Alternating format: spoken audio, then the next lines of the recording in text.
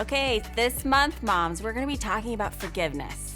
So why forgiveness? I mean, this is kind of a big topic when it comes to all of our walks with God. And honestly, as a clinician who's walked with many people over the years in reconciling marriages and struggles with families, forgiveness is rarely talked about.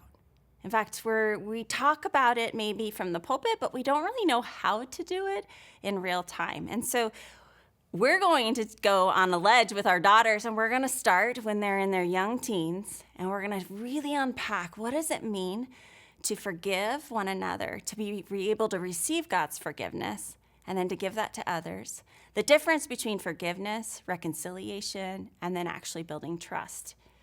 So before you dive into this lesson this month with your daughter, I want you to remember that really at the foundation, if all you do is take time to own some of the things you've done to hurt your daughter, you just hit the ball out of the park. Because so rarely do we own the things that we've done to hurt our daughters. Now, she's early teens. She is in a family with human beings, right? She has imperfect parents, imperfect siblings, imperfect friends, imperfect teachers and coaches. There are plenty of places where she has been hurt along the way. And so often we don't know what to do with those hurts. And what I found is over time, it's kind of like plaque and how plaque builds on our teeth. And if we don't do forgiveness work, it's like not brushing our teeth. And what does that plaque do over time? It creates cavities, and then we have bigger issues with root canals. I mean, the list goes on, right? And so working through forgiveness and learning how to receive God's forgiveness for the things that I've done wrong, as well as asking forgiveness for the things I've done wrong to others. It's just this process like brushing our teeth. We want to teach our girls that this is what we do in healthy relationships. A confident girl can own her stuff, can ask forgiveness, and can even offer forgiveness to others. Not because she's amazing, but because she knows what it's like to be forgiven from her own God for the things that she's done wrong. So let's talk a little bit about these definitions. So forgiveness and reconciliation often get smudged together, and even trust gets kind of thrown in there. And forgiveness, we want to tease out. Forgiveness is what happens between God and us. And so I can be hurt by someone, let's say my husband, okay?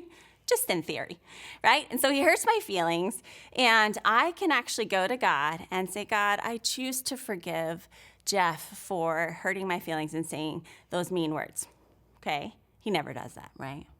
So that is something I can do here, and I can let that go, and what that means is I'm literally letting God be the judge of Jeff. He's got it. I no longer have to pay back or really make things right with Jeff unless I want to have a healthy relationship with Jeff, okay? So this is this idea of reconciliation. Now, reconciliation is making things right between two people. So it requires both of us now. We have to have a conversation and say, when you said that to me, it hurt me because of this. And then Jeff has an opportunity to say, will you forgive me? So often we hurt each other in relationships. We don't even know that we've hurt each other. So having this conversation is vital, especially as a mom to a daughter. You have all the power, Mom, in this relationship. Your daughter might kind of be snarky with you or have those big emotional meltdowns, and she's holding a lot of residue of things that maybe have hurt her over time. Maybe even things when she was little she can still remember. You know, just the other day, not too long ago, I didn't do something really kind to my daughter. And so the situation was this. She has these really cute shoes. I don't know, maybe you can relate, but I wanted to borrow them, and I wanted to wear them. I didn't have any other shoes that were going to match the outfit I needed, and instead of asking her, can I wear your shoes, I just went into the closet, grabbed the shoes, put them on, walked out the door. She was furious with me, and she got teary-eyed about it and was frustrated, and in my selfishness, my human nature, I just put a lid on that and said, you know what? You know who bought those shoes? Me. And I made her feel bad for feeling bad about me wearing her shoes. At the end of the day, that was wrong. That was wrong on many levels because I'm teaching my daughter that what she feels and thinks and needs and her own boundaries don't matter when I do that in that moment. And if I do that again and again and again, that's setting her up for really unhealthy relationships. and her thinking it's normal, that what she needs or wants doesn't matter. So as I, in that moment, messed up, we separated, I could feel the Holy Spirit convicting me. And I started to think through how that went down and realized long term, I want my daughter to know that her no matters, that her belongings, her body, her emotions, her things are hers, and people need to ask permission, even her own mom. So I had to go back later that day and I said, Nevi, will you forgive me for wearing your shoes without asking permission?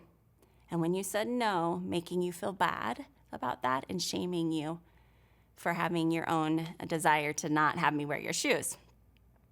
And she said, yes, Mom, I choose to forgive you. Something shifted in our relationships there. We cleaned out some of the plaque. We felt closer. There was more trust. And at the end of the day, I'm teaching my daughter that's what you do in relationship. That's how you remain a safe person. That's how you become a safe person. And that's how you reconcile. Now, the last piece of that is trust. Now, Nevi might not trust that I won't go in her closet and wear her shoes without asking her permission, because now it's on me as the one who asked forgiveness. I now have to build trust by acting in congruency with what I asked forgiveness for. So the next time I want to wear those shoes, I'm going to go up to Nevi and I'm going to say, Nevi, would it be okay if I wear these shoes? And if she says no, I'm going to honor that no, again, to teach her that her no matters and it's okay for her to say no, thank you. And then if she says yes, I'll say thank you. But that in and of itself is how I'm going to build trust over time and consistency post the reconciliation time. So we're going to unpack this a little bit in your lesson. You're going to get a chance to talk to your daughter about the people that have hurt her, maybe things that she's done wrong to siblings, to friends, to you, to her dad, things that she needs to talk through, to ask God for forgiveness, and then to maybe be able to practice in reconciliation. And my hope is that as you start this lesson, that this won't be the last time you talk about this, because this is a lifelong skill, and we all need to keep doing our exercise here, like brushing our teeth, to keep from building the plaque of bitterness and unforgiveness and resentment. We do funky things when that builds. So, all right, Mom, you got this. This is an important lesson, one that I'm praying for, and I'm so grateful, again, that you're pursuing your daughter's heart. Stick with this. It's easy to give up now. And in fact, if you're feeling like you need some support and some accountability, we created Courageous Girls groups so that you can maybe come alongside with a few other moms and daughters and practice things like this. In fact, these groups stay committed to one another through over 3 to 4 to 5 years, because we know we have to practice over and over forgiveness, reconciliation, building trust, communication, all these things. And so having that built-in community is actually helpful for accountability. So it might be something to be praying about. If you're interested, check out Courageous Girls groups, and you'd be doing these kinds of lessons with a community of other moms and daughters. And in the meantime, what you're doing right now matters. God is using this right here and now. Trust that.